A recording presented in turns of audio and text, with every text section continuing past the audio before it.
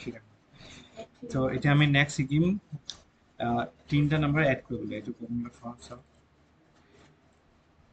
ইয়াত কৈছে যে write a C programming to add 3 number তিনটা নাম্বাৰ এড কৰিব কৈছে এতিয়া আমি নাম্বাৰছ যেনেকৈ চোৱা নাম্বাৰছৰ কাৰণে ধৰি লোৱা ফাৰ্ষ্ট নাম্বাৰটো 10 যদি লওঁ তো কিবা এটা ভেলু দিব লাগিবতো তাৰ কাৰণে আমি ইয়াত ফাৰ্ষ্ট নাম্বাৰটো এ লৈছোঁ ছেকেণ্ড নাম্বাৰটোৰ কাৰণে বি থাৰ্ড নাম্বাৰটোৰ কাৰণে চি লৈছোঁ আৰু যিটো ৰিজাল্ট ওলাই আহিব তাৰ কাৰণে আমি ডি লৈছোঁ তো print enter the value of A এইটো আমি এপ্লাই কৰি চাওঁ এতিয়া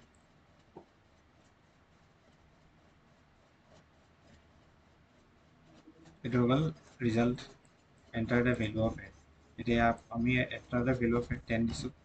নেক্সট কি দিয়া আছে আমাক enter the value of B ঠিক তেনেকৈ বি আৰু চি লৈকে আমি এণ্টাৰ কৰিলোঁ 6 আৰু এটা ভেলু ল'ম 5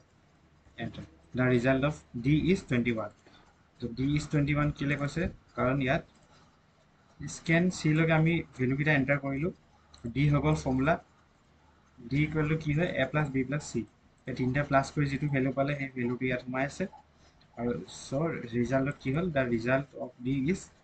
ইয়াত যিটো ভেলু সোমাইছে সেই ভেলুখিনি ডিছপ্লে কৰি দিলে সেইটো কাৰণে ইয়াত আমি 21 পাই গৈছোঁ